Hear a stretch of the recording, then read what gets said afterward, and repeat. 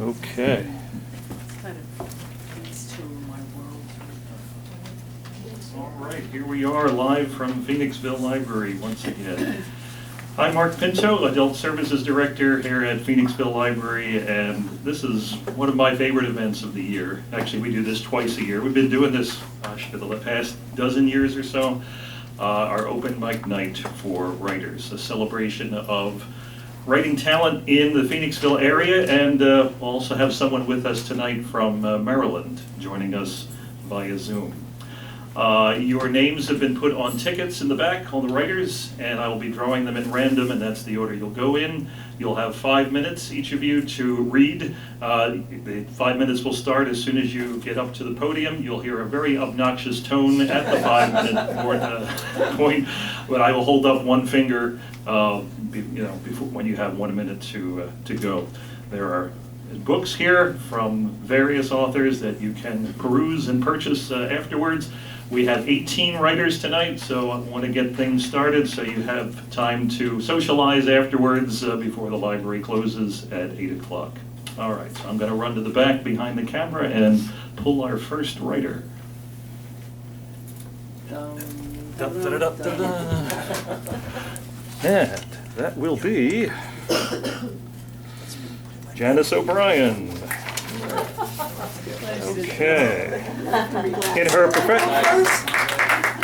professional career, Janice OBrien was an art director, package designer, and brand and marketing director, all involving extensive promotional and business writing. Despite being a designer, OBrien loved to write, publishing 2 books, Poems I Wrote When I Wasn't Talking and Eating My Way Through Life. OBrien has been a Phoenixville resident for 8 years. Janice. Thank you. This is an excerpt from my book, Eating My Way Through Life, Chapter 7, Growing Up Italian. The smell of garlic and tomatoes cooking met me at the back door. As usual, Aunt Rose was standing at the stove doing what she loved to do best, cook. Monday was my favorite day to visit. Her beauty shop in the 2 front rooms of her house was closed. There were pots on the stovetop and something in the oven, as Aunt Rose cooked for the week ahead. And on Mondays, there might be tasty leftovers from their Sunday dinner. "You're just in time. Come in," Aunt Rose said. "I saved some brajol for you." "Thank you," I said. Beef brajol, my favorite Italian-American comfort food. It's an easy dish to prepare with top round steak pounded thin, rolled up, and filled with a mixture of breadcrumbs, cheese, nuts, and raisins, browned and braised in rich tomato sauce. And over the years, I've made it myself. It's absolutely mouth-watering. Not a blood relative, Rose told me she was my love aunt. She knew me before I was even born, since she lived next door to my mom and dad when they were first married. Grandma Pisacano lived with Aunt Rose, but I don't remember her ever cooking. I fondly recall standing next to her at the table when she arranged trays of antipasto, handing me folded slices of Genoa salami and prosciutto.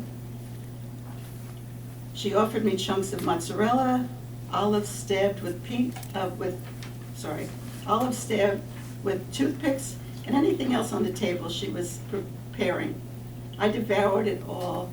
My taste buds were developing an appreciation for the Italian cuisine. After she died, Aunt Rose reminisced about Grandma speaking Italian to me as a toddler. "Grandma loved you, and you loved her. You ate what she ate, like anchovies when you were 3. Aunt Rose's story made sense. When I once dated a man born in Bari, Italy, he claimed he had never seen a non-Italian like me eating anchovies out of the tin. "Of course I did. Grandma taught me to be Italian," I told him. The cluster of talented cooks extended beyond Aunt Rose's kitchen. Several women of Italian descent lived in our neighborhood. Dottie Galgano, Clara Shamanico, Mary Ofini, and Maria Cuomo. These women taught Mom to cook back when she and Dad were first married. Instead of playing outside with friends some afternoons, I visited the kitchen of these best cooks in the neighborhood. Occasionally, if I got bored, I wandered off on my own, gravitating to a neighbor's kitchen to see what they were making for dinner. Even at a young age, I preferred eating appetizing food made by these amazing cooks. The best part visiting late in the day was I was guaranteed a taste of something delicious that they were making for supper. The list of mouth-watering dishes I sampled is extensive. Pasta fagioli, stuffed shells, eggplant parmesan, chicken cacciatore, and one of my favorites, veal piccata. Covered in a rich buttery sauce with lots of capers and lemon slices, it's heavenly, and one of the dishes I learned to actually make quite well myself. Monday, the leftovers at Aunt Rose's sometimes included shrimp and lobsters. Her 3 brothers owned a stall at the Fulton Fish Market in New York City. I learned early on that I love seafood. So often on Saturday nights when her brothers visited, Aunt Rose would carry plates of fish over for our dinner. Some things I didn't know, like bacala, dried cod, and spongili, just sea snails. Mom and Dad devoured every bite, but when I was little, I didn't have the courage to taste these strange-looking creatures. The second best afternoon to call on Aunt Rose was Thursdays. Tomato sauce for the weekend cooked in a large dented pot on the rear burner. Unwrapping coils of sweet and hot Italian sausages from the butcher's paper, they sizzled as they hit the hot skillet as she browned them on each side. Then she transferred the links into the gravy to simmer for hours. Aunt Rose put a saucer with a salad fork on the counter and spooned a piece of the brajol and juicy meatballs dripping with sauce on the plate. I loved everything Aunt Rose cooked. Sorry, I lost my place. I loved everything Aunt Rose cooked. Mom's meatballs were as delicious as hers. Wow, I'm shocked. All right. You can finish the sentence. Finish yeah. Start this last sentence and finish it A few again. times. Because when I timed it, it was less than, well, it's less, let's see. Because Mom's meatballs were as delicious, of course, because Aunt Rose taught her how to make them light, juicy, and full of flavor, made from tender meat with garlic, oregano, and a combination of ground beef, pork, and veal. Give them the best flavor. Thank you. Okay. Good thing you've gone first and not last, as people will be pretty hungry by the time we're done here. That made me hungry. All right. Our next writer is George Reitenauer. George Reitenauer has written poetry for 49 years. He and his wife Melissa have lived in the Kimberton area for most of their lives. They have 2 children, are members of Royersford Baptist Church, Oddfellows, Anthroposophical Society, and host a monthly poetry book club live at their home and via Zoom. To join, email georgereitenauer@gmail.com. George. Hello. Hello.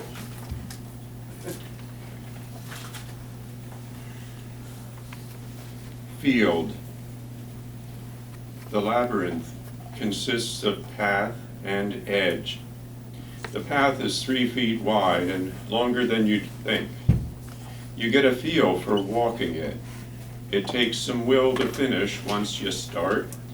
You see the same old things: blackberries, plums, Joe pie, bowed grass, straight reed, and at the heart a willow, supple, leaves elongate, some aflame with pink and gold and white. The goal is getting there. And coming back, well, that's what takes the time, for every slight thing speaks now, words you'd lack, had you not started walking those edged ways, past things and through the heart of thought to grace. The thinker. Thinking is the cosmos coming through us. When we're conscious, willing, attentive to the orchestra, conducting daughter thought veiled down candled aisles to the groom, that as yet unknown thing in the bow of faith, what bells, what fleshing out of words. Yet, when consciousness departs, When we cease to sense thought, does that cosmos discontinue, thinking stall on its star-stepped paths through heaven, on its life-imbuing course, though no brain, pulsing, blogs, or steers? Thinker, your maker has gone on. Remember him as he was in the beginning, chisel trembling, Camille trembling, waxen universe yielding to heat, amalgams of spirit and matter pouring like honey from suns, a quantum relation, creation. The last poem is haikus. Much time is a minute or two. You got 2.5 minutes. No. Leavings, plenty of time for haikus. There's only 8 of them. Leaves of red maple, lit by rising sun, below cross dewy, shadowed field. Who speaks to us? Who speaks for us? Rain doves fly off. 1, 2, 3, 4, 5. Days, what are they? Turns taken, right, left. What's turning when stone seems so still? Stone carved with our names, our stone. Waiting, ancestor stones are just uphill. Pigeon Creek below, so clear, befuddled old man can see the bottom. 6. Why are there no fish? Dad learned to swim here. Church school. A, B, C, D, E. Oh, wind, water, earth, warmth as kin called out, come home, safe, nothing to fear. 8. We don't get out much nowadays. Good to have guests. Leaves, stone, fish someday.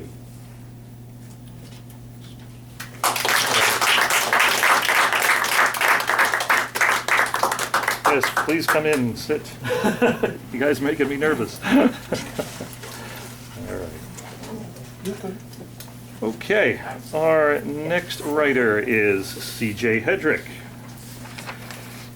C.J. Hedrick is 36 years old and processes invoices in a company in Exton. He has 2 digital novels on Amazon, and tonight will be his first attempt at a story in the first person present.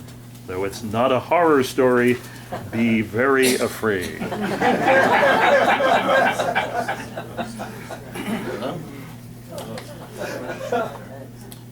Rise of the modern day stage.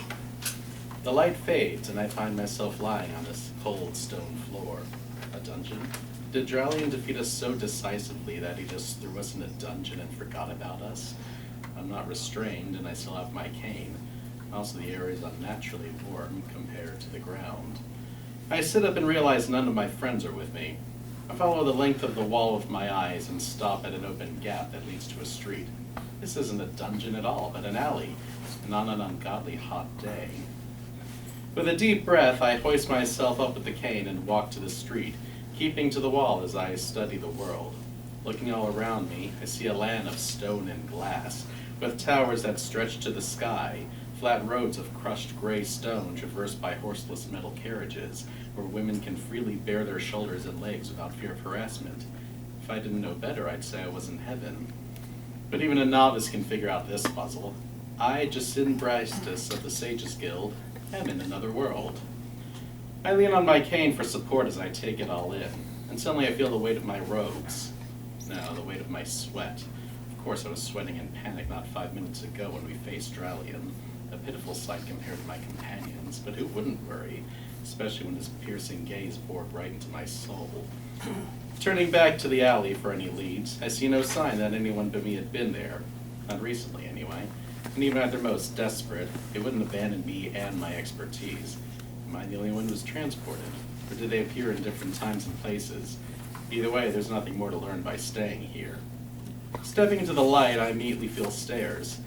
Can't say I blame them. I stared at their odd clothes not a minute prior, and I can only assume a long white gown like mine is an oddity. "Hey," I hear a woman say. I turn to a woman with long brown hair and glasses. Her strapless pink top demands my full attention, but I will myself to look into her eyes. "That's a nice costume you got there," she says. "You going to a contest?" So, my robe is a costume tour, is it? I can work with that. My maid Eldrin taught me the subtle arts of deception and persuasion by feeding into others' fears and beliefs. "Yeah," I said with a smile. "One, actually, and here's the prize." I fish 5 gold pieces out of my pouch and show them to her. Her eyes light up in amazement, and I wonder if gold didn't exist in this world. "Is that real gold?" she asks in a near whisper, her hands twitching in excitement. "So they tell me," I say, putting them back in the pouch. "But wouldn't you know it, somehow my real clothes got misplaced. Now I'm stuck, along with my usual funds. Trade you these gold pieces for something more presentable?" "Sure. Let me see if there's a store." She reaches into a pocket on her surprisingly tight blue pants and pulls out a black rectangular slate. She pokes and runs her finger on the glass screen, and the image changes with every gesture. A handheld scrying tablet? Is she such a powerful sorceress that she can compress magic to something so small? Or is she so affluent that she can buy such a relic? But no, she surely couldn't be so rich, otherwise a few gold coins wouldn't have enraptured her so. While she's distracted, I look into her soul to get a feel for her power. No matter what I try, I detect naught but the baseline level of ether that any human has, and absolutely none in her contraption. Which means either something happened and I lost my ability to perceive magic, or that her device is a level of technology that far exceeds anything back home. "There we are," she says, holding her phone out and pointing westward. "This way." Lead on. I didn't merely prompt her out of chivalry, or simply because I didn't know the way. It's natural that all civilizations have their own social customs, and I intend to observe and follow her lead. I think that's a good enough place to stop. Okay.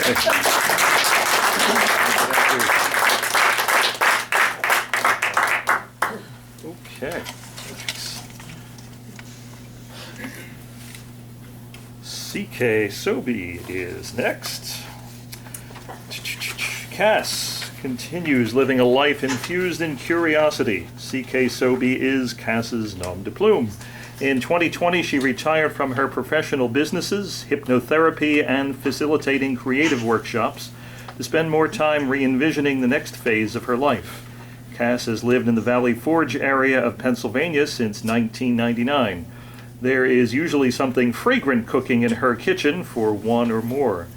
One of the many rituals she enjoys besides cooking is walking. It is often solved by walking, is one of her viewpoints. She has written and published 4 books.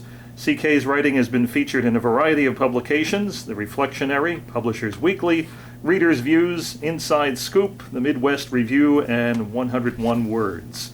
Read more about Cass, her books, and posts at www.innerharvesting.com or www.cksobey.com.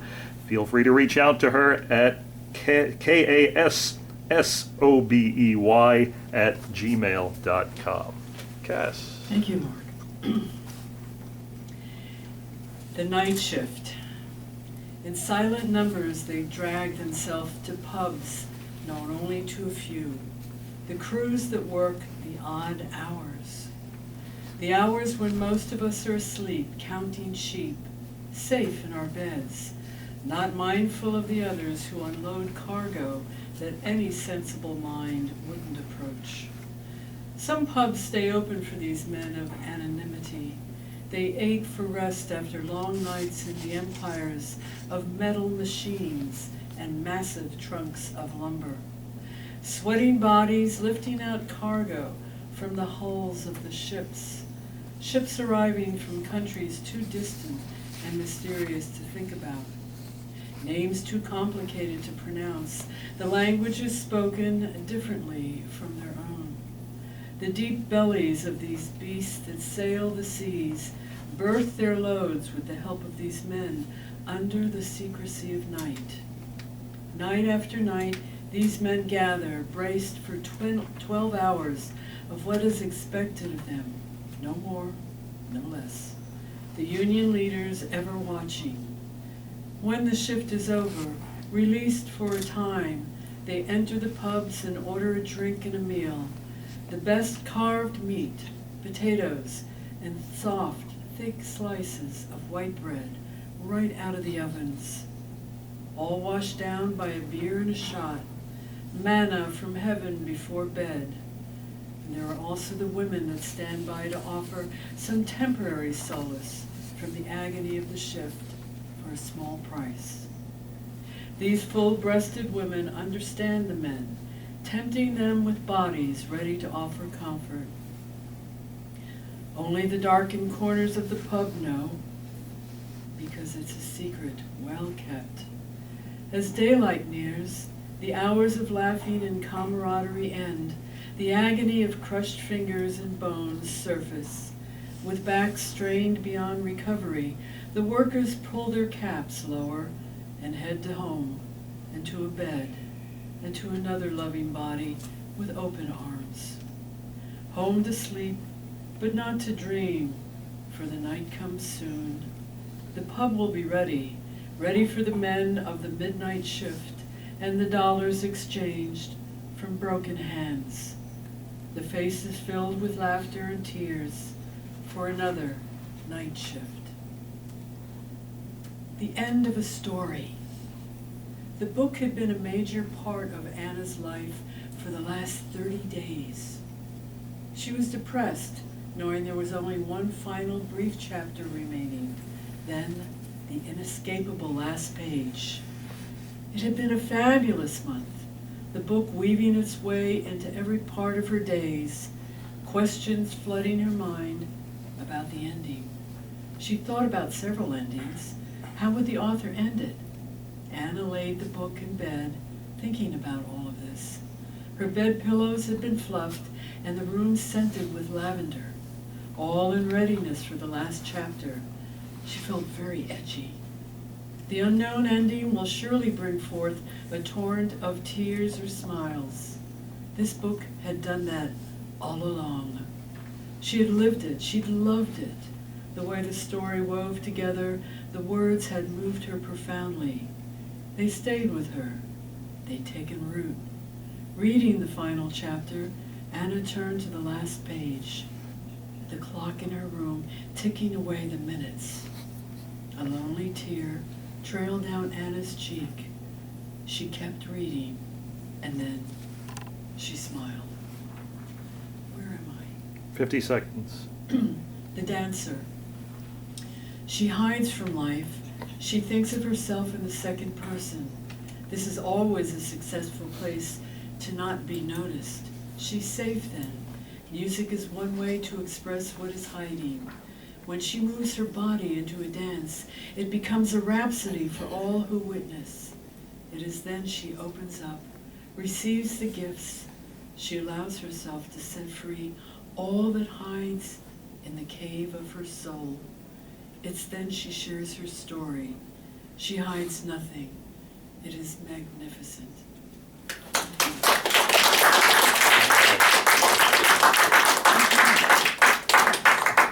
Okay.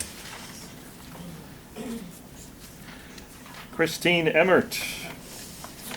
Christine Emert writes across the genres. She is currently putting together Last Sips, a book of her poetry, which includes her husband Richard's artwork as well. She has prose writing out on Amazon and also is delighted to have her plays performed. She can be accessed at christine-emert.com. Christine.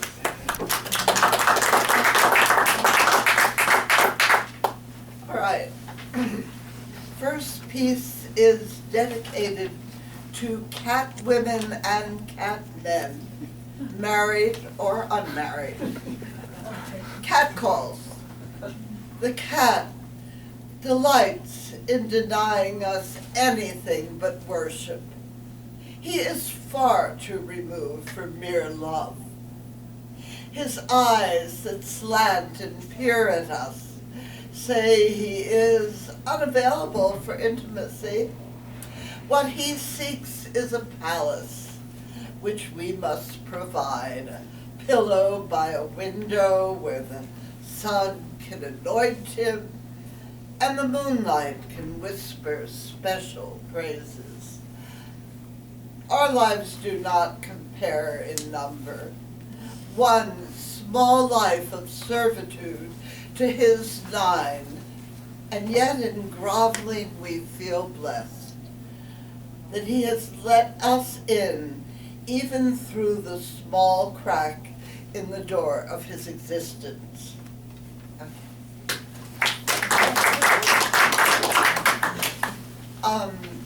This poem is a memorial poem to Alexei Navalny, 1976 to 20. Hang on, somebody, okay. Excuse me? Yeah, somebody on Zoom was, Okay, I'll stop the timer for a few seconds. Okay. Sorry about that. okay, to Alexis Navalny. Siberia freezes all intent when the snows are angry knives in the night. It holds us there as targets to be penetrated by the blind assassin who has practiced for years to develop perfect aim. He is waiting for you, snug in his skin, warm brandy in his throat. He sat until you came to the cave's entrance. He knew you by the smell of your sainthood. Welcome, he shouted before the sharpening of snowflakes. They found you as though asleep, with 100 icy shafts protruding. I'll leave him to the poets, the angels ordered. No one reads the poetry of martyrs now. There, on the bare reach of the Siberian graveyard, you were neither won nor lost, but rather detained.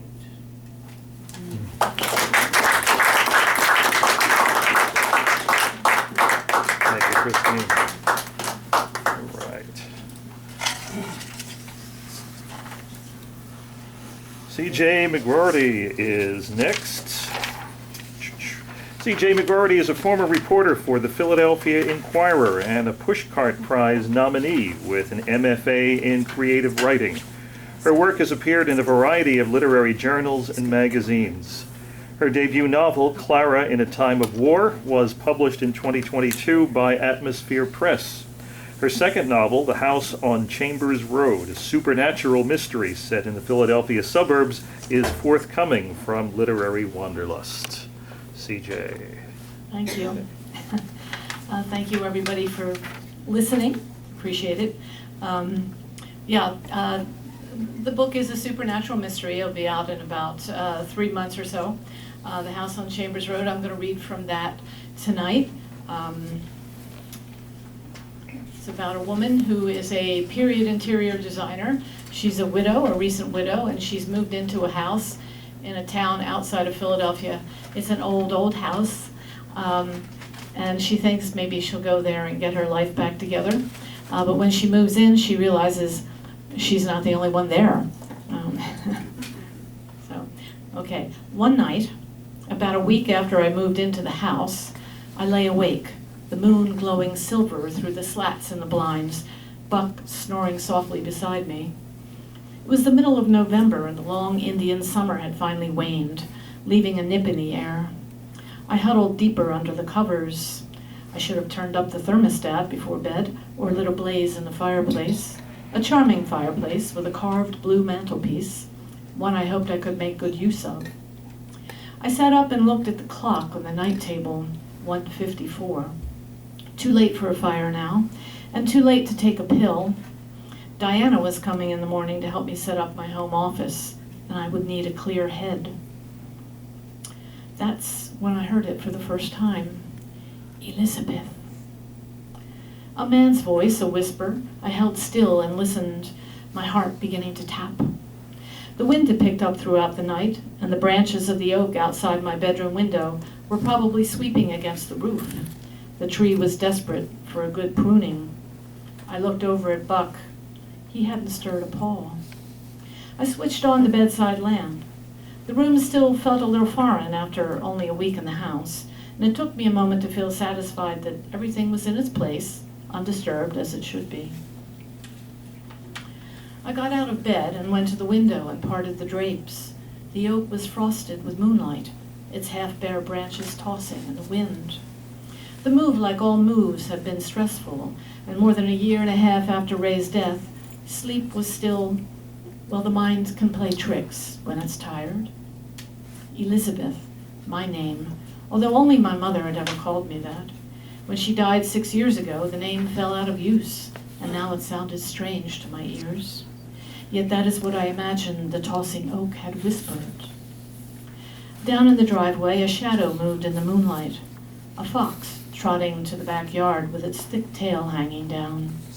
I let the drapes fall, went to the hallway, and peered into the darkness. The grandfather clock downstairs began to chime. 1, 2. I imagined the pendulum swinging its lazy arc inside the case, like the sway of a hypnotist's watch. Side to side, side to side. On some other night it might have helped to put me under, but on this night I was irretrievably awake. With the house quiet again, I went back to bed. Buck half opened his eyes, then closed them. It was nothing, I whispered. Then I switched off the lamp, fell back on the pillow, and waited once more for sleep. After breakfast the next morning, I took Buck for a walk and then went to the little room off the kitchen to do some laundry. This room was another project waiting to be started. The linoleum floors scuffed and yellowed, the large pane of glass in the side yard door cracked near the top. I would need to replace the glass sooner rather than later, so that the little crack didn't become a big one. Excuse me. I shoved a load of clothing into the washer and pulled another from the dryer. Pajamas, underwear, socks, heaped in there all night, now rumpled as tissues at the bottom of a purse. As I folded them and placed them in the laundry basket, water drained into the washer and click, the first cycle began. Wash cycles, rinse cycles, life cycles. What cycle was I in now? The widow cycle, although it felt much too early for that. Pushing the basket aside, I went back to the cup of decaf I'd left cooling on the kitchen counter. Decaf for the insomnia, not that it was helping. Then I called a tree surgeon, Mr. Barrett, whose name and number Cassie Hughes had recently given me on a Post-it note. He offered to come out in the afternoon and look at the oak. Better to get it trimmed soon, to eliminate any sounds that might whisper out of the night. A moment later, I was heading to unlock the doors for Diana when I suddenly changed course and started climbing the stairs. I needed something up on the 3rd floor. That was the thought at the back of my mind as I stepped into the hall. Okay. All right, thank you. Okay, thank you.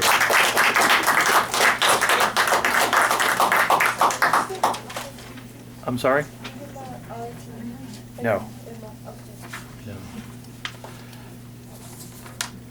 Sandra Pado. Am I saying that right? Yes. Okay. Sandra Pado is a dedicated student and teacher of growth and development. She's always searching for ways to bring what's inside to the outside. She didn't write at all until she was 50, and then last year, after participating in a poetry jumpstart, she began to write her first poems. To her surprise, it was the most effortless creative activity she'd ever engaged in, completely circumvented the linear aspects of the intellect. By day, she is an entrepreneur who teaches leaders how to feel, showing everyone how to access their self-leadership in life, and seeking the mystery of the unconscious anywhere she can find it. Sandra. Okay, I never did anything like this. I started writing poems instead of journaling and it seemed like it helped to streamline it, so I thought I would share a couple of my poems that I've written over the last year. There exists a beast inside of me, licking at my raw wounds at the most inappropriate moments. It tickles me wildly in the hopes that my mouth spews putrid fire. This beast collects wrongs done to me, and it stores them in every scale and fang and claw. All at once, they become too much to hold on to, and then resentment and hate, disappointment, blaze an old trail straight to and through my heart. I'm lulled into delusion by its absence when it's quiet, thinking I am healed and free and full of love. He chuckles in his way, an unnerving combination of deep-bellied grumble and growl, so menacing I'm unable to sleep. I would like to muzzle you, have you go away so I can just skim through life. But alas, you will have none of it, as you once again remind me of your blessed mission. You serve my highest good, even when I am chasing harmony made of sand.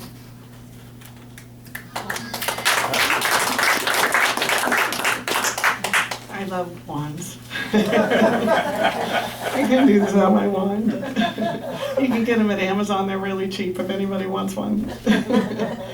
Okay, this one is called Gross Words. Gross words point to a disconnected heart. The meaning of them cuts to the core of what's most human in the world. I have often been the one who is clueless. I don't even notice how deep the cut. So many times I smiled as I drug the blade across the surface of obvious wounds. A human being like me and you are capable of so much hate because the mind on its own, it has no feeling. It doesn't know why it hates, and if it thinks it does, it's usually mistaken. Hate, to me, is a combination of coldness, pure coldness, and contempt. The most epic of hurts produce this, and then love leaves. The spanking of a child may not register. The listening to other adults speak dirt against one another, it doesn't count. The loss of a friend for no good reason who ends their life just isn't that important to someone when they're working at winning at life. My cluelessness, maybe our cluelessness, is inherent in our humanity, and yet it still makes me cringe. Thank you. Okay. And next up is Jim Sassaman. Jim Sassaman was born in Coaldale, Pennsylvania. During the Watergate era, he immersed himself in a small-town underground world in southeast PA. The result is the novel he's pitching to literary agents, Dempsey's Diner. Jim. Thank you. The year is 1972.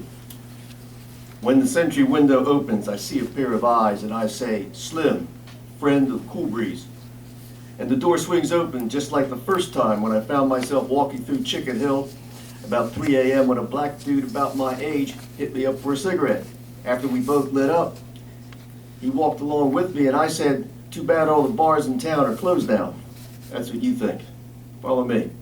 We walked through the area where Chicken Hill directly abuts the Holt School. Then he turned into an alley and we approached the two-car garage. Shades were drawn, but we could see that there was light inside. As we got closer, very close, we could hear music being played. We stood in front of a door next to the garage door and we faced the sentry window. Before he knocked, the dude asked, "What's your name?" "Slim." "I'm Tom. If anybody asks, you know me for a long time." After Tom knocked, the sentry window slid open and the doorman first looked at Tom, then me, then back at Tom. This is Slim. I know him for a long time, man. Once inside, Tom introduced me to the owner, who turned out to be an older black gentleman. Slim, this is the owner. Everybody calls him Cool Breeze. Cool Breeze, this is Slim. He's a friend of mine. You two know each other a long time? Long time. Then Cool Breeze looked at me and said with a slow growing smile, every Slim I ever knew was a real slick dude. You a slick dude? That's not for me to say, Breeze. Cool Breeze considered this for a few seconds and then said, next time you just identify yourself as Slim and tell him you know Cool Breeze. Ever since, I come in and sometimes I rendezvous here with Ollie. The Speakeasy and the Latin Lounge are both joints where I always feel welcome. But the Speakeasy is Ollie's choice in light of last year's brawl at the lounge. Tonight is no rendezvous, but I do find her sitting at a table talking to some other sisters. She has her back to me, and I see that she's sporting her natural. I select Black Pearl on the jukebox. Then I tell Cool Breeze, Black Label. One for me, one for Mabel. She'll be joining me, Breeze. Cool Breeze knows the score. He sets down 2 labels and says, I'll leave you 2 folks to your business. As I head over to Ollie's table, some of her girlfriends see me approaching with my eyes on Ollie, and they don't seem surprised when I kiss her, although Ollie is, who's that? Oh, Slim. Hey, everybody, this is my friend Slim. Why don't you grab a chair and join us? I never interfere with girl talk. I'll just leave you fine ladies be. Well, I gotta finish this story. I'll be right over. When Ollie joins me at the bar, she starts out with, so how's everything in the skirt chasing business? Sometimes I wish the hunter would get captured by the game. It don't work that way, baby. You do know what you have to do now. I know. I have to call her. That's right. Or just show up at the house. Or you could do that too. I'll do something. She'll be going away to school soon. But in the meantime, I got a quick question. And a quick question requires a quick answer. Okay. Where do all the hippies meet? South Street. Dempsey's Diner. Dempsey's? What's the diner have to do with anything? Long before the Orlons, there was Dempsey's Diner. You know about me acting in films for those student directors at Temple, always playing James Dean on dope. Why not focus on the real thing? Perfect screenplay material, who knows? Maybe there would be permission to go shoot right in the diner. Shoot in the diner! No, not that. Shooting film with cameras, I explained. And after Ollie calms down, I put it in perspective by explaining that I'm starting to focus my talent on what's important. What's important is the street. Something that girl's rich family will never understand. Some guy going to dentistry school and listening to Muzak for the rest of his life, now that's their bag. Well, that ain't you. You got that right, girl. I know what I'm about.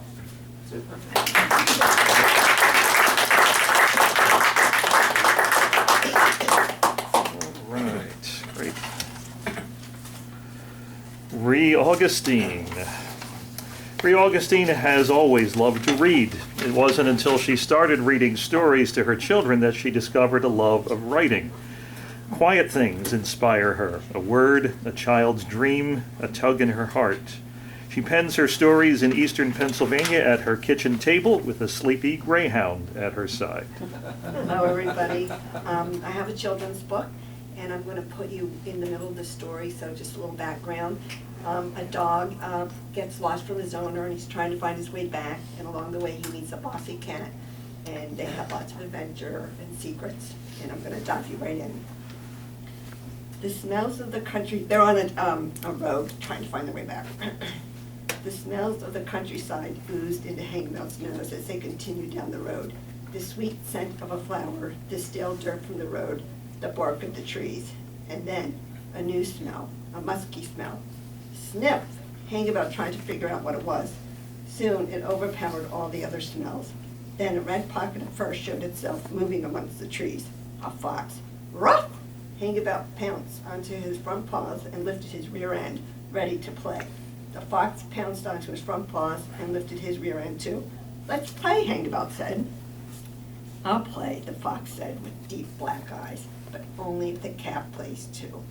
Hangabout ran circles around Bean and the fox. Roof, roof! Bean stood frozen. Her back hunched, her tail lifted high in the air. The fox slumped toward her. Hiss! Bean backed away. Hangabout wrinkled his forehead. Why doesn't she want to play? Ruff! Hangabout swatted the fox's tail. Tag, you're it. Beat it, the fox said with a snarly, knotted voice. He opened his mouth wide and bared his teeth toward Hang-It-Up. Oh no, he's not a friend. He's a foe. Bean charged toward the trunk of a tree. The fox chased her and grabbed her tail with its mouth. Yow, she cried. She pulled herself hard, freeing her tail from the fox's grip, and scrambled up the tree onto a branch. Fact, the outside world is filled with foes, she said through panting breaths. You cost me a gourmet meal. The fox turned toward Hang-About. You are done.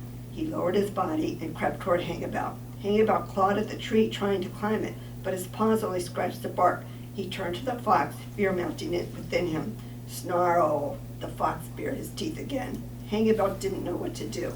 He didn't know how to fight. Bolt! Bean screamed. It was an instinct deep inside him, one he had never felt before, that made him leave her. Hang-About bolted. He zigzagged in and out of the trees, hopped over bushes, and dashed through the pine-needled floor of the forest. When he thought he had gone far enough, he stopped and listened. The forest was quiet. Hang-About took a big whiff of the air. There was no musky smell, just a faint scent of vegetable soup breath. He followed it all the way back to Bean, who still sat in the tree. She clung to the branch, digging her nails into the bark, her ears pulled back tight. Bean looked more scared than when the fox had attacked her. The fox is gone, Hang-About said. I can't smell him anymore. You can come down. I'm stuck, Bean said. Hang-About wrinkled his forehead. Climb down like you climbed up. Fact, cats can climb up a tree, they can't climb down a tree. Bean fanned her whiskers. Hang-About stood on his back legs and pressed his front paws onto the tree. He tried to reach her, but the branch was several feet above his head. Bean lowered her whiskers toward the ground. It won't work. Go to your grifter and come back for me. Hang-About didn't know what to do. He wasn't going to leave her, not if there was a foe in the woods. He lay his body against the bottom of the tree, trying to figure out what to do. As he did, he leaned his body into the tree, pressing his love into its bark, hoping it reached Bean.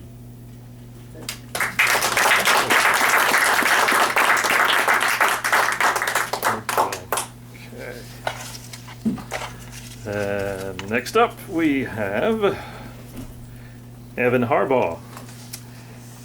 Evan Harbaugh is a mental health therapist by profession, but he writes in his spare time. He generally writes across genres. He's also a trained researcher for social sciences and received an award for research as an undergrad. He self-published some of his novellas and short story compilations. If you're interested in one of his publications, please approach him after the last reader has finished. Evan. Chapter 1, Close to the Edge. Penny walked the hall of her university's student center and saw the coronas of her peers. From lavenders to maroons, from teals to golden browns, the student body possessed a surprisingly diverse set of auras. They usually were veils over each person, or sometimes the colored outline of their figure. The auras were always moving, shifting, the light of each person's soul, their personality, the colors changing with their emotions, thoughts, and attitudes. As she descended the steps, she noticed a young man enter the lobby. His aura was black. She had never seen a black aura before.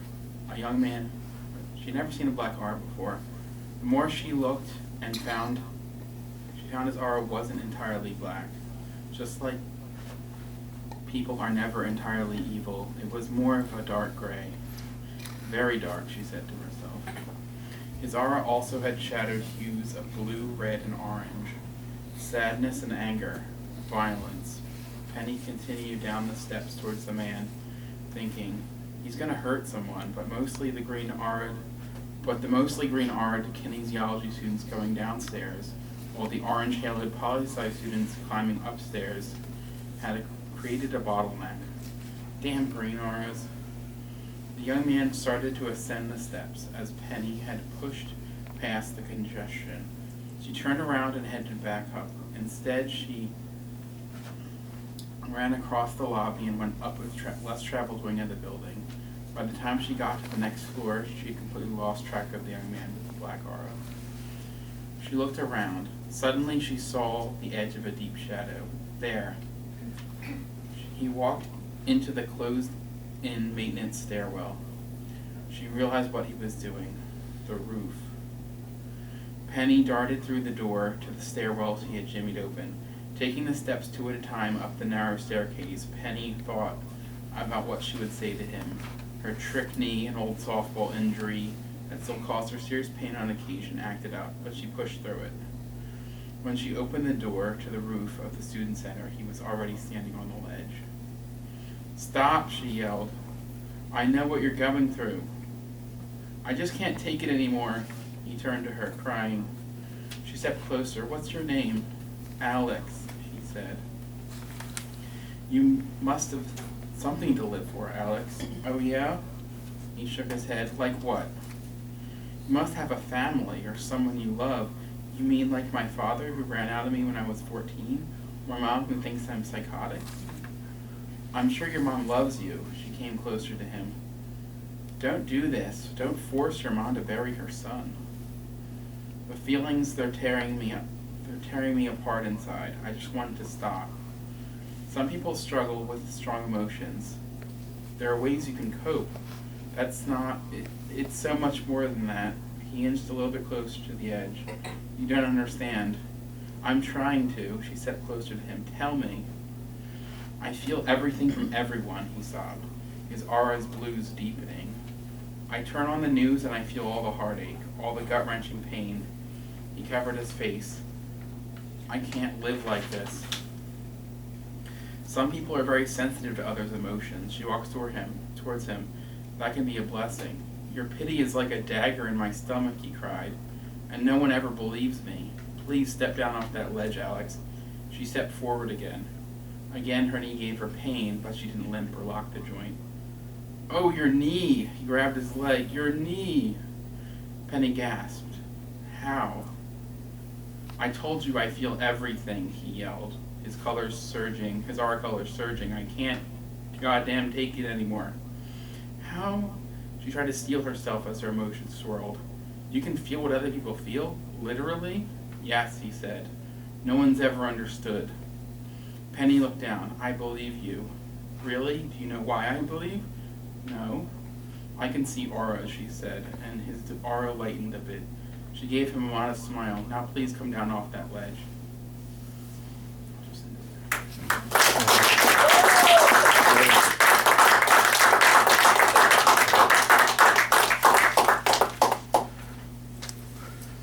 Jeff Mastroberti hails from New York City and has been living in Pennsylvania since 2002.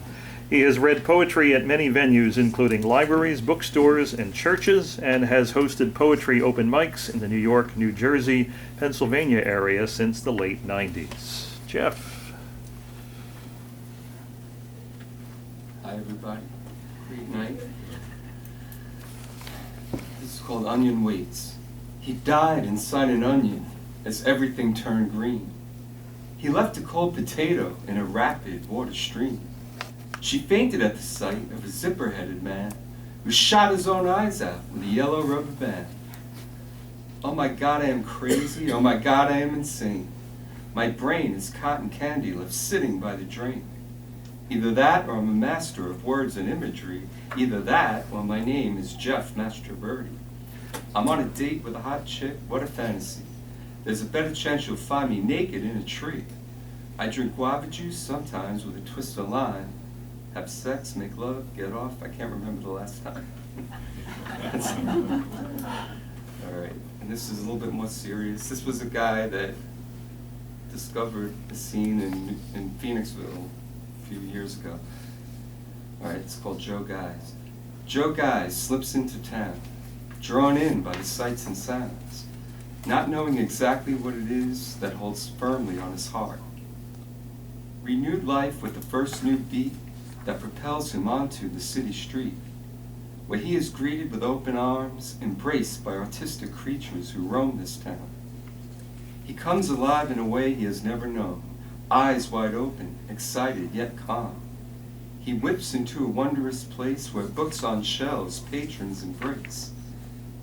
He sits on the back porch, enclosed 26 high, reading a book with gleaming eye. He steps into another room where a poet's reading will entice us soon. His eyes say hello to everyone as his body motion pulls him in, shaking all our hands, saying, let's be friends, without a touch or a word from him. He intently listens to each wordsmith's song while music plays on the side along. Filling the room with spirit and glow, there is no other place to be or go. When the featured poets complete their journey, the host opens it up for those who came for the ride. Joe Guy stands up, approaches the stand with his thoughts on paper in hand, introduces himself in a way that creates misinterpretation. Exploding from within, he releases his being and grabs our attention. Says he is new in town and looking for friends, explains how he writes as if looking through a lens. After the reading, he's greeted by all. Invited to a house party, he heeds the call. Joe Guys is on his way to reaching his goal in a town once mills of steel, captivating his soul. And this is called Near Future Potential. I wrote it, though, 21 years ago. Our water is laced with angel dust. We must go to the corner mall to buy water by the keg. You could make your own with the oxyhydro tank, but it literally costs an arm and a leg. Our bank has decided to keep our money. Our brokers took off with the dough, but it was all done legitimately. It's all good. Let the good times roll. That's that. And let me see. I like to think I'm spontaneous, and I wrote a poem called Spontaneity. There are 100 million places to be at any given time. It's too draining to figure out where you want to be. You're meant to be. Your destiny is waiting. That is why I take a deep breath, look up at the pale blue sky, and allow what we call spontaneity to take control. Let the energy flow through me, leaving me in places I never expected to be, expanding my world, people, places, life, and dreams. Stay away from the comfortable people, places, and things, and watch the energy flow through you, leaving you in places you never anticipated, expanding your world, people, places, life, and dreams. That's that one. And I'll just end with one more. I don't know how much time I have. 36 seconds. Oh, okay. I'll do it fast. Why can't tuna fish come fried in a can? Why can't my sister become a man? Why can't I throw myself off this bridge? Why can't you stay away from the fridge? Why are there so many effing rules? Why do children kill in schools? Why can't he clean out his drawers? Why does she keep talking without pause? Why do big brothers touch their boys? Why can't she stay away from his toys? Why do siblings fight aggressively? Why do some die tragically? Why can't I tell you how I feel? Why do you drink milk with every meal? Why does this life feel like a dream? Why do your pants have no seam? I guess I'll end it there.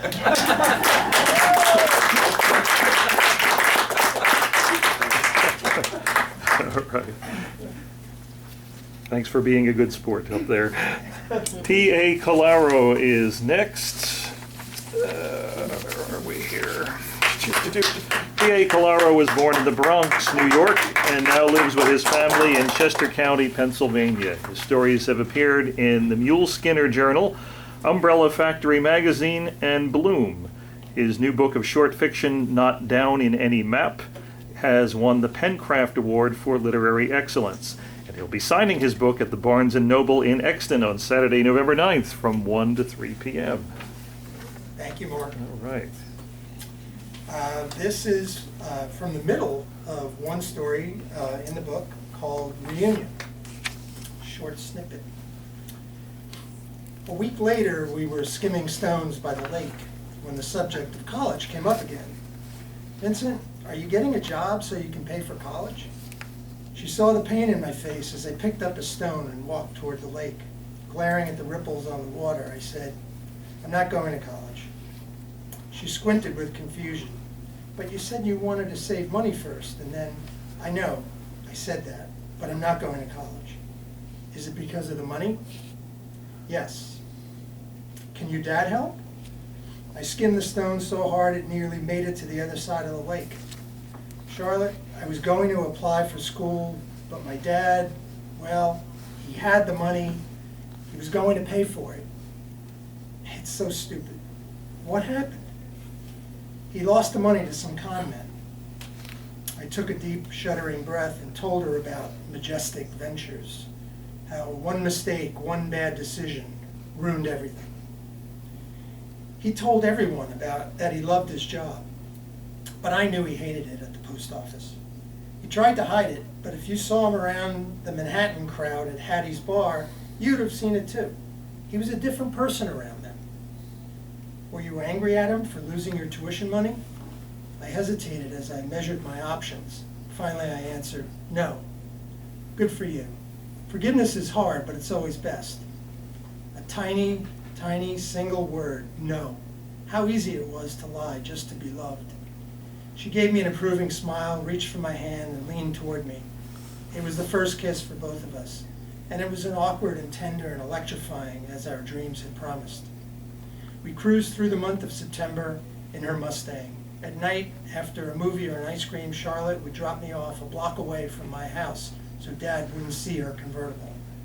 I wanted to tell her how I felt, hoping that she might feel the same way, but I thought maybe she just felt sorry for me after hearing my sad story. Then on a Friday night with the top down and the wind whipping at us, Charlotte tossed her hair back and with a laugh drove past the woods to a clearing behind the ball field. She turned off the motor. She held my face in her slender hands and kissed me. She didn't say a word, she just kissed me. We fell into the back seat, she on me. We fumbled with zippers and buttons, and I held her hips and looked up to her, seeing the waving branches of oak trees surrounding us, and Charlotte's smiling face and long brown hair shifting forward and back in the moonlight, first covering the moon, then uncovering it, then covering it again and again and again and again. After that night, whenever we drove with the top down, the reflection in the windshield was filled with tossed hair, waving branches, and moonlight. 2 months later, in the front seat of her Mustang, I offered to use my savings to pay for an abortion. I told her I would stay by her side every minute. But that Bible in her parents' living room wasn't some decorative accent like a bouquet of plastic flowers. And her father's question weeks earlier about what church I attended wasn't bogus small talk. And when I answered him by saying I didn't attend church, his disappointment, well, that wasn't fake either. Charlotte turned off the motor and said an abortion wasn't possible. She was going to have the baby. And she asked if I would marry her. She had already spoken with her parents, and despite their questionable opinion of me, they too thought we should get married. We were only 18, and I wanted to be with her all the time. I was sure that meant I was in love with her, and so I told her. What I wasn't sure of is whether her asking me to get married was the same as her saying, I love you. Then she kissed me softly. She didn't say a word, she just kissed me. And I said yes, I'd marry her. But this time there was no moonlight.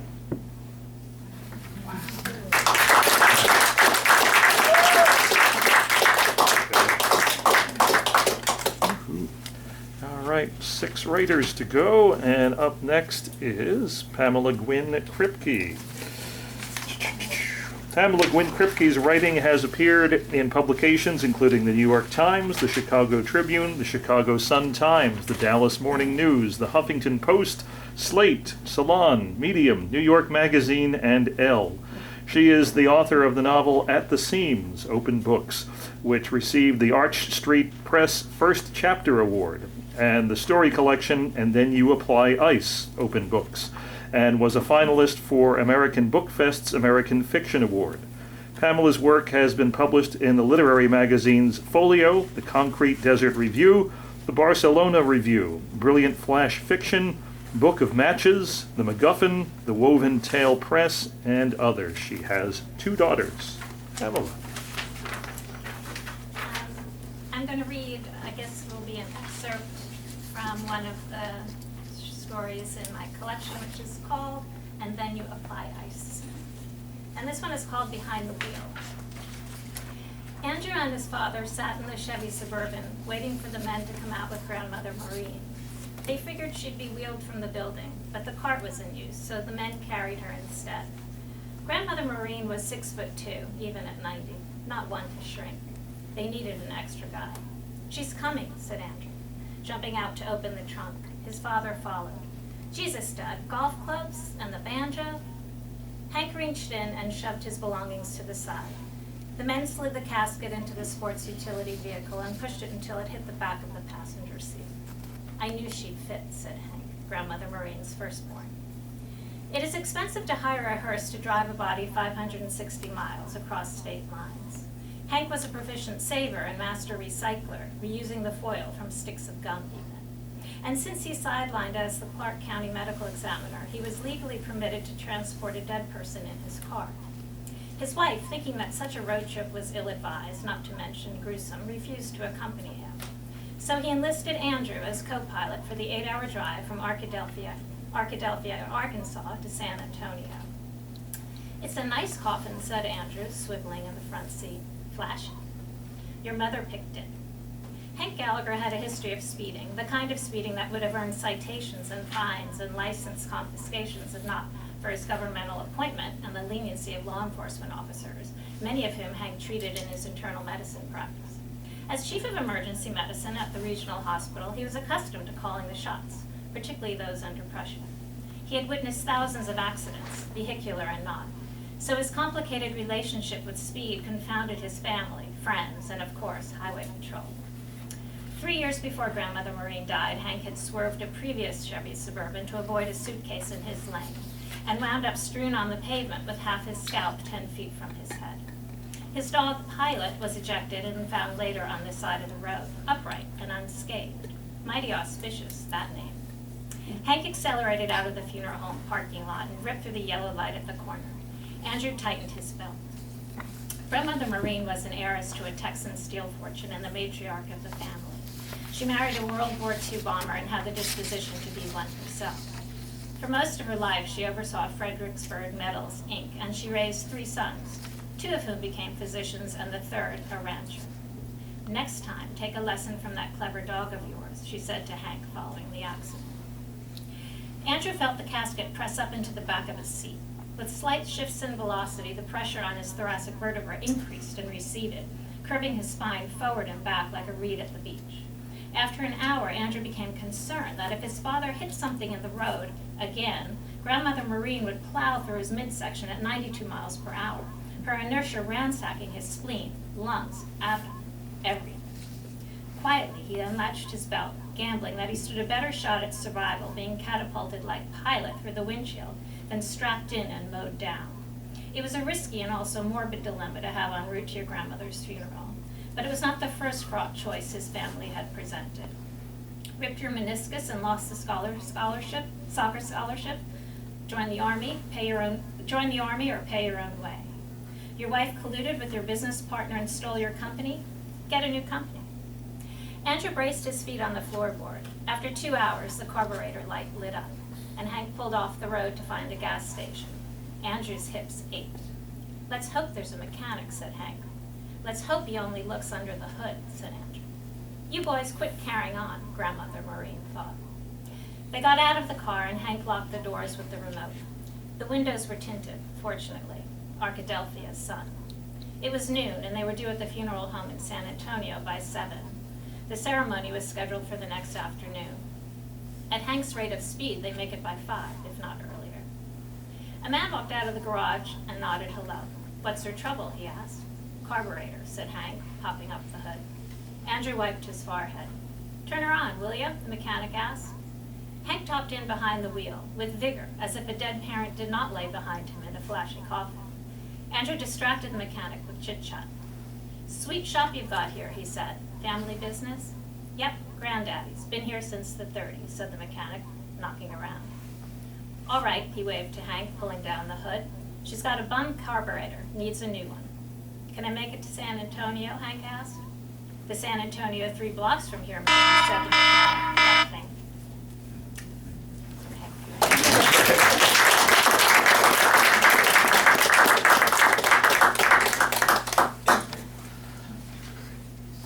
Paul M. Fleming. Paul M. Fleming finally ran out of excuses and published his breakout novel, When Courage Comes, in 2020.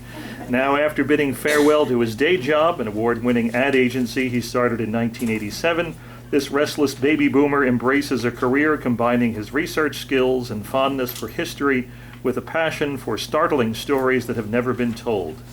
Telling a Thumper has now been added to that list. He lives in Collegeville with his wife. They have 2 grown daughters and 4 fabulous grandkids who call him Pup. This ultimate optimist with a wickedly dry sense of humor is already nurturing more unexpected tales, usually inspired during long walks on the beach at the Jersey Shore. Thank you. Hi, everybody. Propaganda's on the table. Little context for Telling a Thumper. I'll read you the elevator pitch. A blind teenager helps a misplaced ghost unravel his dark past, only to discover the chilling truth about his own missing father. The challenge for me in writing this is you have to experience everything through the blind person who can't see. So it's quite a challenge to write from that perspective. The book, the excerpt I'm going to read for you is Colin, who is blind. He's 18. Pete, our ghost, is named Pete. He is the only one he's revealed himself to is Colin. Colin despises his stepfather, Ben, who is a psychiatrist. And Colin's in the basement working out one day, and his stepfather's seeing a patient upstairs, and some things start to happen. He hears a scream. He's curious, and here we go. Colin finds the gap into no man's land, plunges toward the unknown. The deeper he goes, the closer he gets to the space directly under Ben's office. His head brushes up against more ductwork. Reaching up, he wraps both hands around the flimsy circular tube and guides himself closer to the basement's edge. His progress is interrupted by stacked boxes that easily move. His hands separate the flimsy crates, creating an opening wide enough for him to squirm through. He can still feel the ductwork above as dust settles on his head and clings to his sweaty face. Now he hears whimpering directly on top of him. Colin can smell the basement's dry laid structural stone. He's at the edge of the foundation wall. To his right, he brushes against a piece of furniture, maybe a desk. It's low enough to climb on top. Leaning against the rough-hewn wall to maintain his bearings, he finds the end of the ductwork. It sways easily from the exposed ceiling. He hears voices drifting through the floor vent of Ben's office. A swath of poorly installed insulation drops on Colin's head.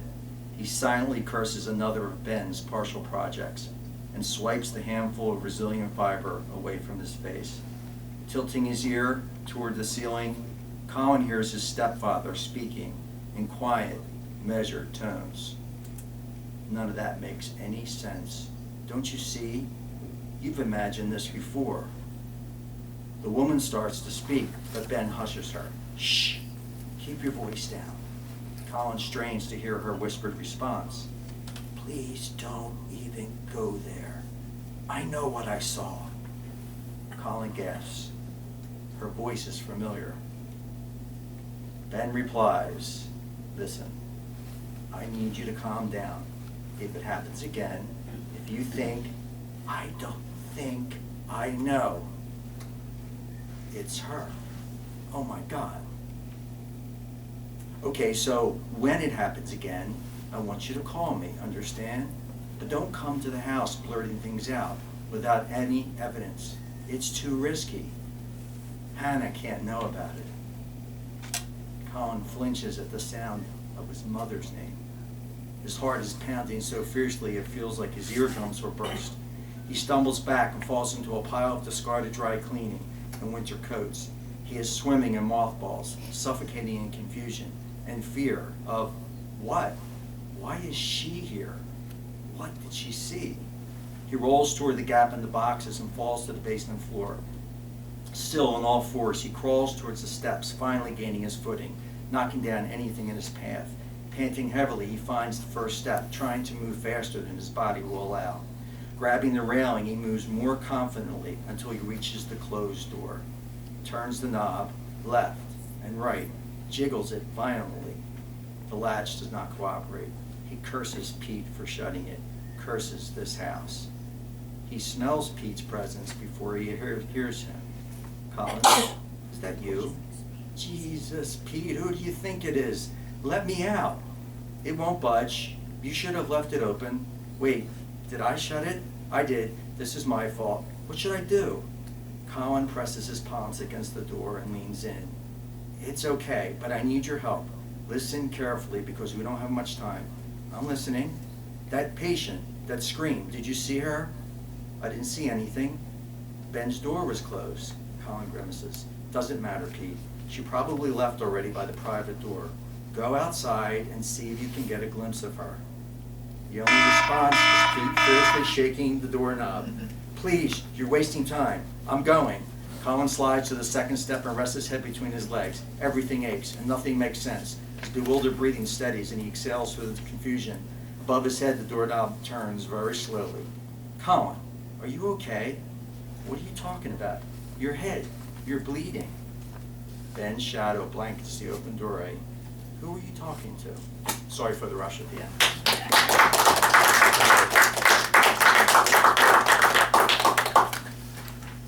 Teresa Werba is next. Where are we here? Teresa Werba is the author of 8 books, including 2 books published this year, What Was and Is, Formal Poetry and Free Verse, and finally Autistic, Finding My Autism Diagnosis as a Middle-Aged Female. Her work has appeared in such journals as the Scarlet Leaf Review, the Wilderness House Literary Review, Spindrift, Mezzocammon, the Wombwell Rainbow, Fevers of the Mind, The Art of Autism, Serotonin, The Road Not Taken, and the Society of Classical Poets Journal. Her work ranges from forms such as the ode and sonnet to free verse, with topics ranging from neurodivergence, love, loss, and aging, to faith and disillusionment, and more. So she also has written on adoption and abuse, domestic violence. Werba is the joyful mother of 6 children and grandmother to 7. Find Teresa Werba at teresawerba.com and on social media and YouTube at The Sonnet Queen. Thank you, Mark. I'd like to read a Shakespearean sonnet from What Was and Is, Inside the Hollow Square. It is a moment or a spot in time when time is quieted and put away, a simple thing becoming the sublime, suspended and eternal in a day. And all around me just dissolves to naught. I feel my world around me disappears. It is just me before you. I am caught between my happiness and many fears. You look at me as if you've known before all that I am in heart and soul and mind, or wish to know them, here and now and more. These gazes that reveal and seek entwined. But then I look up and I realize I get lost when I look into your eyes.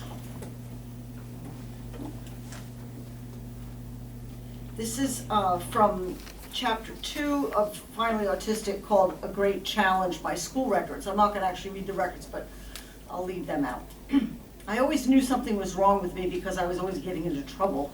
I had behavioral problems since preschool, which continued through grade school and into junior high school, which the following records will elucidate. Once I got into high school, these issues seemed to have dissipated somewhat, but throughout my adulthood, I had exhibited aberrant behaviors which have plagued me all my life. I never understood why these things were happening or why I behaved the way I did.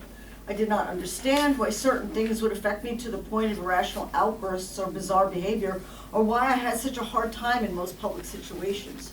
One thing about autism is you do not develop it and you do not grow out of it. You are born with it and you have it your entire life. I wanted to start with my records because they are immutable evidence of something terribly amiss with me from a very young age. I'm skipping a little bit here. I was born in July of 1962 to a 16-year-old sex worker who tried to raise me for 2.5 months and then gave me away into the foster care system. I was then taken care of by a foster mother with 2 young boys who wanted to adopt me. She had me from 2.5 months to 13 months. The adoption was not permitted to proceed, so I wound up getting adopted by an older childless couple who had roots in a religious New Age type of cult. I remained with this couple until I was 15. I had a dysfunctional relationship with my adoptive parents that included emotional and physical abuse and sexual assault by my adoptive brother. I wrote, When I got into preschool, it was clear that I was different and I had behavioral problems. I am fortunate enough, I skipped that part. I said, imagine that I had 3 mothers by the time I was 13 months old. Anyone would cry a lot over that, but were there other reasons? When I got into preschool, it was clear that I was different and I had behavioral problems. So then I'm skipping all the reports because I do summarize some of it at the end of this excerpt. When giving these reports a cursory glance, it seems that I had ADHD symptoms as much as what could be defined as autism symptoms. Needs oral focus, does not always listen when it would help her to do so. She often concentrates intensely elsewhere. An active child who had a drive to keep moving, kept going at a frantic pace from one activity to another. Her interest span was very short. She seemed to was torn with a desire to do many things at once. But then there were many indicators that I had problems with socialization and emotional control. It is not always easy for her to cooperate with school routines. She tends to dive for things she wanted, whether another child or not was using them, and would cry if she would not have what she wanted immediately. It continued to be difficult to communicate to Teresa the need for group behavior, seeming to lack any awareness of breaking with group requirements. When Teresa had better emotional control, she will be a happier child. Right. And many emotional outbursts and loss of crying. Enjoys talking to the teachers and having them listen to her. Constant reminders to follow simple rules and regulations. I'm skipping to the very end then because I have less than a minute here. The previous chapter provides the background I wanted to share about my autism as an autistic girl at an age when autism was not well understood as it is today, especially in girls. But the evidence of my place on the autism spectrum is clear to anyone who examines my history now. I'm so thankful that I somehow preserved all these records, which are all in here, all these years. When I read them before my autism diagnosis, I was trying to fit them all into a frame of reference as an individual with bipolar disorder, but it never made any sense to me. I knew something was definitely wrong or different with me, but I did not seem to make any sense in terms of mood swings. I now know that I was always wired differently, that my neurodivergent brain operated differently from others around me, and that I had challenges throughout my life that were the result of my autism and nothing else. Thank you.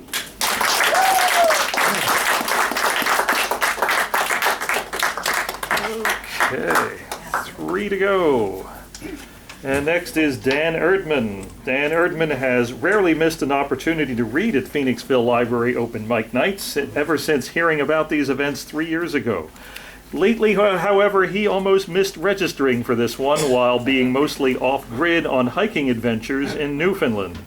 It was great to get away from all the political squabble and lawn signs, but he's amazed at the proliferation of lawn signs and squabble while he was gone and is about ready for another vacation.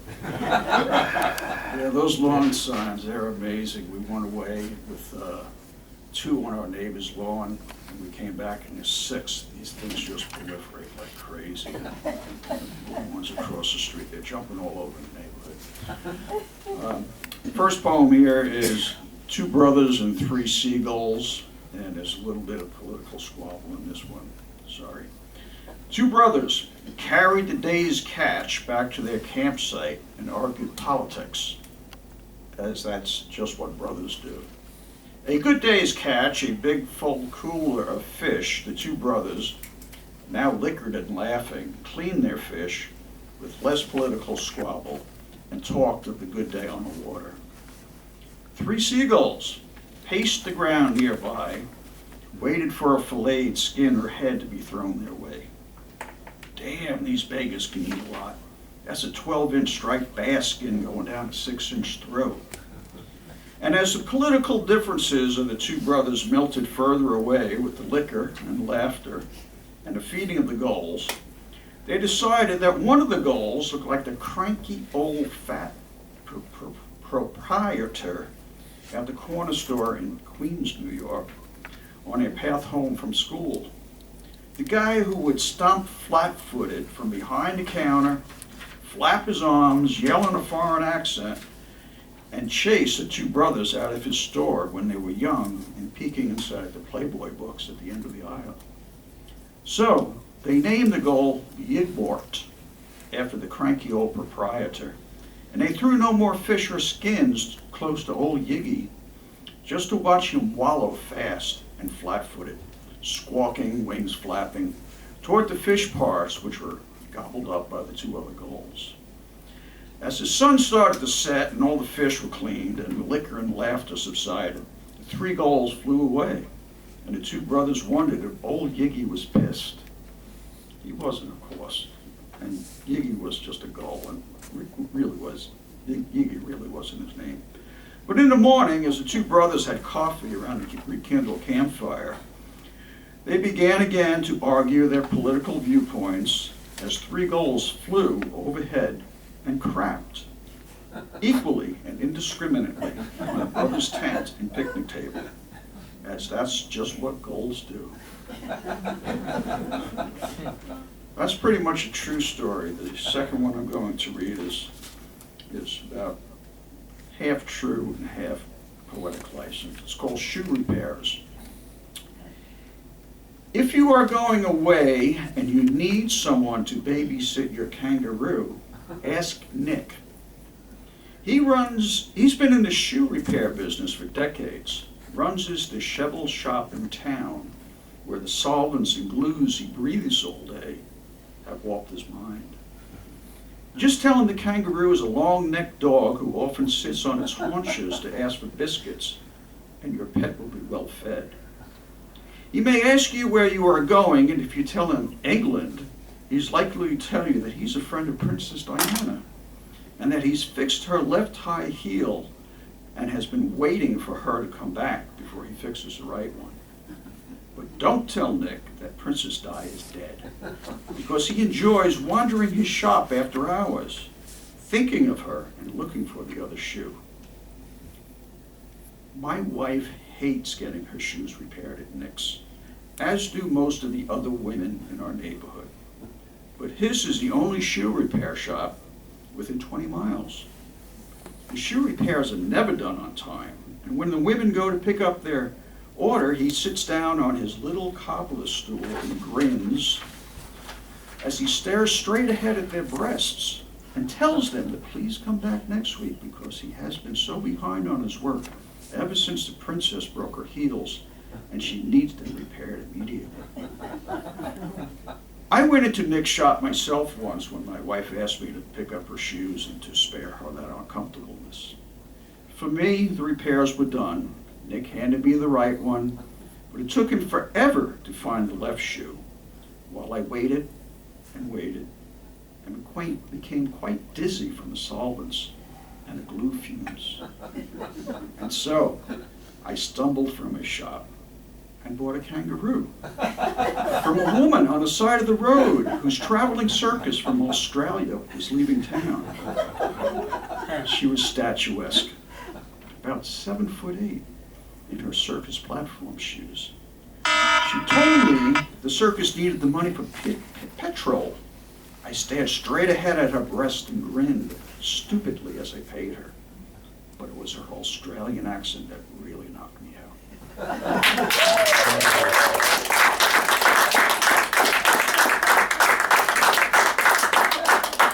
Okay, 2 writers to go. Gary Zenker. By day, Gary Zenker creates marketing strategies and copy for a variety of business needs. By night, he occasionally writes flash fiction, which has appeared in a number of online and print publications. He is the founder and facilitator of the Mainline Writers Group and the Wilmington Chadds Ford Writers Group, as well as the organizer of Noir at a Bar readings for local authors. Mark, Gary. thank you for hosting this again. Daddy, where do I come from? It's the question most parents nervously anticipate. Our anxiety surrounds the question of how much we tell, what depth we reveal, and how much our little urchins have already discovered through discussions on the school bus, from aftercare, and from their siblings. Are they testing us, waiting to challenge us on the incomplete answers? How much of an answer will satisfy them so that we can kick that ball down the road?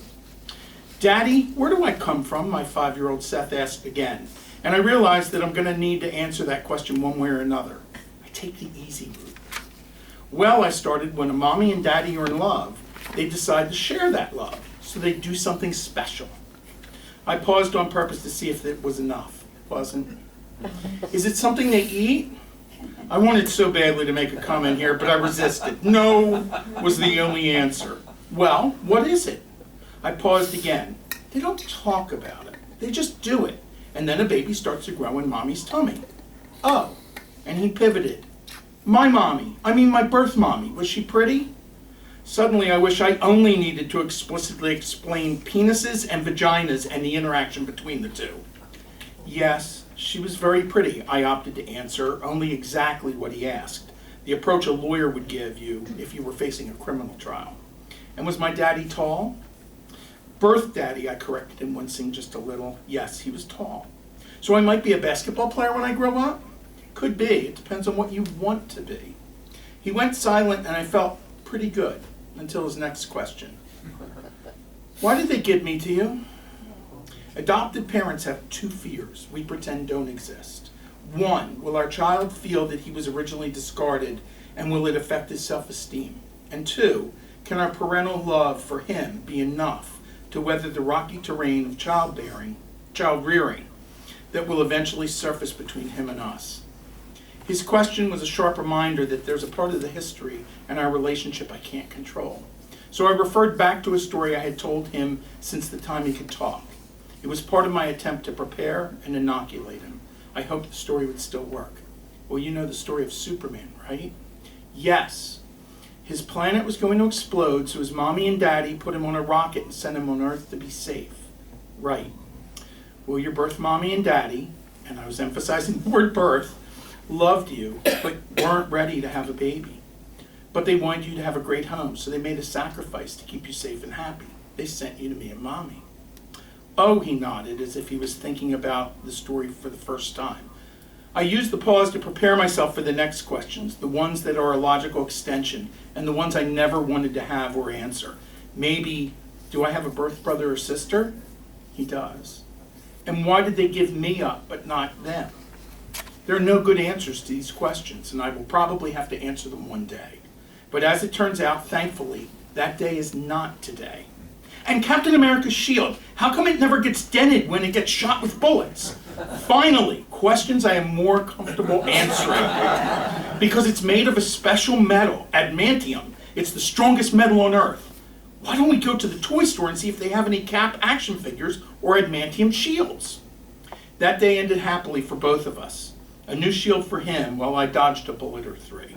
We were both happy as we climbed in the car to create another important father-son memory that's solely about the two of us. And I want to add an afterthought. The other questions, the one I feared most, never got asked. I never needed to use the answers I had practiced over and over. I'm not even sure I had the right answers. But I think the answer to fear number 2, will love be enough, is that it will be. Because parents, and as people, that's the most important and impactful thing we have to offer. That's why we're parents in the first place.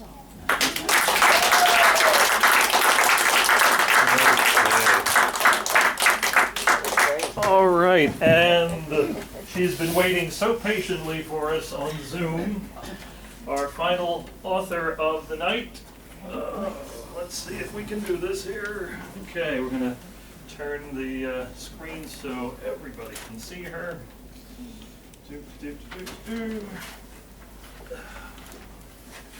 Okay. Now, what did I just do with I just left everything up here. I've never been this tall before. Hey! Caroline Alanthus is a novelist, blogger, and freelance writer and editor. Most of her work revolves around science, somehow even her fiction, or perhaps especially her fiction. She is the author of 3 novels, To Give a Rose, Ecological Memory, and Bifurcation Events, as well as various blogs, short stories, and essays. Caroline grew up in Delaware and attended various small, odd schools, mostly in New England. She has a BA in Environmental Leadership and an MS in Conservation Biology. She now lives in Maryland with her husband and assorted dogs and cats. When she's not writing, she can usually be found either walking her beagles or making a complete mess of the kitchen. Coming to us from her messy kitchen, Caroline. I'm actually not in the kitchen. Okay, I'm going to read an excerpt from Bifurcation Events. You can see the cover here. Elsie Rodriguez checked into her favorite inn, took a shower, and got halfway through getting dressed before the lovely spring air distracted her. In sports bra and trousers, she stood just inside the balcony doorway, breathing and listening to the clip-clop of horse carts and the whine of an electric cop car in the street. Children's voices argued from somewhere, and a crow in the winter bare branches of the oak tree across the street cawed once, twice, 3 times. The deep whistle blast of the big coastal ferry, just now leaving port, startled her but did not startle the crow. Elsie didn't like the hustle and bustle of civilization, but her contribution to the food reserve was due, and she took her responsibilities as a landholder seriously. She held the land and the land held her. Not much else ever had. At least civilization had hot showers. The door behind her opened. Elsie spun reflexively, ready for self-defense, as a young man walked in. "Oh, hey," he said, his eyes dropping briefly to her breasts. "Is this?" He seemed to notice her defensive stance and looked around at the bed, the open bathroom door, the items of clothing and other personal gear strewn about. Why are you in my room?" she asked. "Wow, I was just trying to find the balcony. I thought this was a common area. I'll just be going." His voice sounded pleasant, affable, and Anglophone Canadian. "No, I give you permission to stay," she told him. He was slim and golden, with guileless, boyish features, and short, straight, chestnut-colored hair. There was something odd about the eyes. She hadn't seen epicanthic folds in a long time, but once she knew what she was seeing, his eyes didn't look strange anymore. He blushed under her scrutiny and rubbed the back of his head. She pulled on her tunic and beckoned for him to follow her out onto the balcony. Bar Harbor remained spread out before them. "So, who are you?" she asked. "Kevin Williams. I just got into town. I build boats." "Oh, what kind of boats? What kind do you need?" Typical salesman, except she actually did need a boat. Come to think of it, she might need several boats. "Kayak or canoe," she told him. "I just want something so I can noodle around in my pond. I'm the Long Pond caretaker." "I can definitely do either. Do you travel?" "Easier for you to take me home than a finished canoe." Many craftspeople worked at clients' homes in order to avoid delivery costs. Without fossil fuel, transportation had gotten expensive. But Kevin clearly meant something else, too. His forwardness made Elsie cough. "Can we just talk about boats for now?" she said. "Of course." But he did not seem overly chastened. They talked business for some minutes and exchanged contact information. Belatedly, she gave him her name. He lingered. Well, she'd said he could. She finished getting ready to go, as if he wasn't there, putting on her blue and green cowl and neatly tipping its hood back off her head. She spread oil through her still damp afro with her fingers, then affixed a small silver pin to her chest. Kevin's eyes widened at the sight of that pin. She turned to face him. "Kevin," she said with a hint of fond familiarity, "I will see you again, but not tonight." He stammered and fidgeted and showed himself out.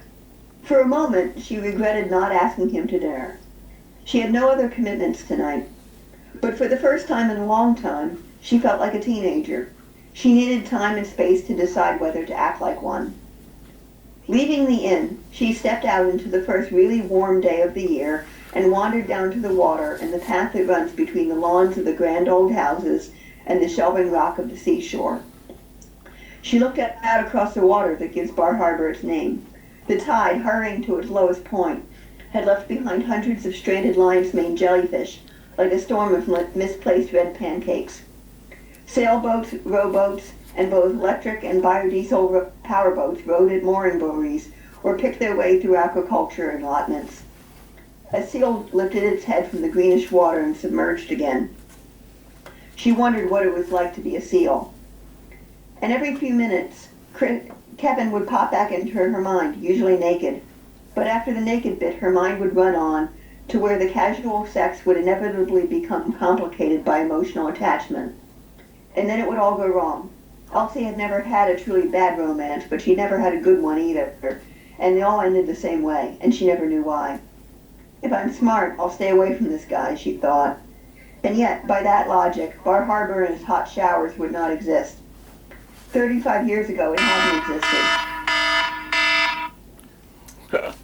Well then. Sorry to do that. Thank you, Carolyn. Thanks for joining us.